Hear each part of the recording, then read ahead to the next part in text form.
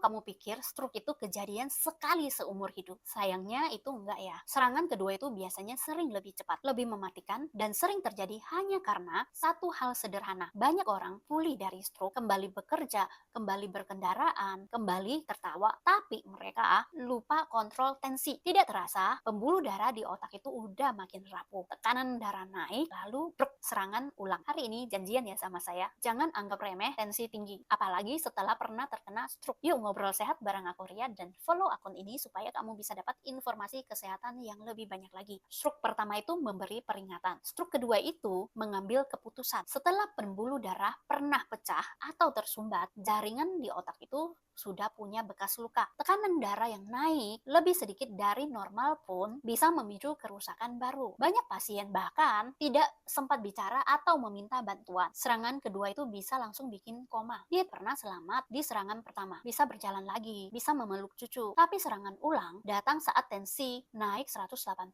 setelah marah dan makan asin. Dan kali ini tidak ada kesempatan kedua. Jangan tunggu pusing dulu, baru cek tensi. Cek bahkan merasa sehat. Merasa sehat bukan tekan darah kamu normal. Hipertensi tidak ada tanda di awal. Tidak selalu pusing, tidak selalu lemas. Pasien yang sudah pernah stroke sering merasa, saya sudah normal kok, lalu stop obat. Begitu tensinya naik 20-30 poin dari baseline, risiko gumpalan darah meningkat drastis. Ada ya orang bilang kayak gini, dok, saya sudah minum obat 3 bulan, saya merasa baik-baik aja. Sebulan kemudian dia datang lagi, tapi dalam keadaan sudah lumpuh total. Kalau sudah pernah kena stroke, obat tekanan darah itu sama juga bukan pilihan, tapi keharusan seumur hidup. 150/90. Untuk orang biasa mungkin belum terasa ya, tapi bagi penyintas stroke itu kode merah. Pembuluh darah otak setelah stroke itu lebih sensitif. Tekanan darah naik sedikit saja membuat pembuluh retak. Akhirnya pendarahan fatal. Tidak selalu dramatis. Kadang hanya terlihat seperti mengantuk, bicara melambat, lemas di salah satu sisi, lalu nggak bangun lagi. Kita tidak perlu